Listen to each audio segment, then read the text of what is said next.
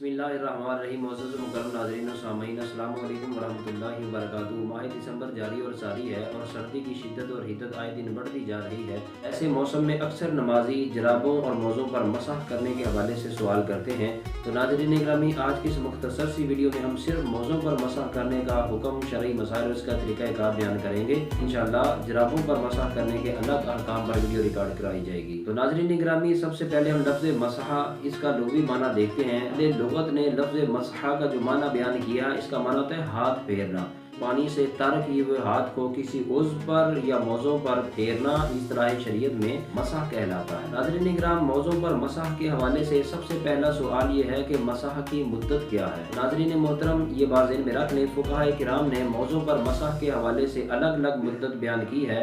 यानी मुकीम के लिए हुक्म अलग है और मुसाफिर के लिए हुक्म अलग है। तो मुकीम है उसके लिए मौज़ों पर मसह की मुद्दत 1 दिन और 1 रात है, यानी 24 घंटे। और जो शरई मुसाफिर है उसके लिए 3 दिन और 3 रातें ये मौज़ों पर मसह की शरई मुद्दत है। मुकीम तो हम समझते हैं जो अपने वतन में रहता है, वतन असली में रहता है, अपने घर में है, अपने इलाका और अपने एरिया में है।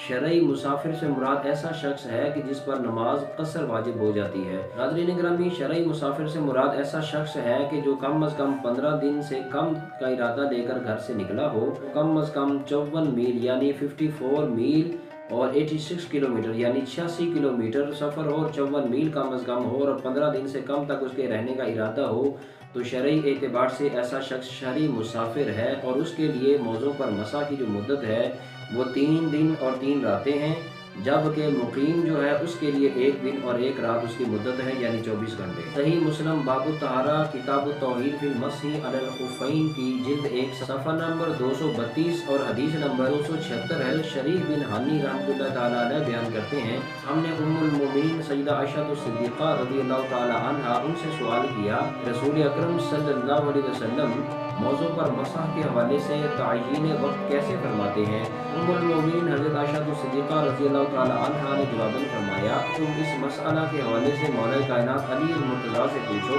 इसलिए कि वो हुज़ूर सय्यद आलम सल्लल्लाहु अलैहि वसल्लम के साथ अक्सर सफ़र में रहा करते हैं। हज़रत अली मुर्तज़ा इन मसाइल को ज़्यादा जानते हैं। तो शरीफ बिन हानी कहते हैं कि फिर मौला कायनात हज़रत अली रज़ियल्लाहु ताला अन्हु से जब पूछा गया तो उन्होंने फिर हमें ये बताया, हुज़ूर रहमत दो आलम सल्लल्लाहु अलैहि वसल्लम ने मुकीम के लिए 1 दिन और 1 रात, जबकि शरई मुसाफिर के लिए 3 दिन और 3 रातों तक मसह की मुद्दत का वक्त बताया। नाज़रीन गिरामी, ये हदीस मुबारका जमहूर फुक़हा के मज़हब पर वाज़ेह तौर पर दलालत करती है। मौज़ों पर मसह की दर्ज वाला जो मुद्दत है वो मुतय्यन है, लेकिन इसमें ये बात ज़हन रहे कि जब मोज़े पहने गए हों तो वो हालत तहारत में पहने गए हों, यानी पाकी की हालत में मोज़े पहने हों, तब जाकर ये मुद्दत पूरी होगी। यानी कि अगर ज़ोहर के वक्त हालत तहारत में वुज़ू करके मोज़े पहने थे और फिर असर को जाकर हदस हुआ, तो फिर जब असर के वक्त हदस हुआ फिर मौज़ों पर मसह कर दिया गया, तो अगले दिन असर तक ही उस लाए बार वक्त हदस का हुआ।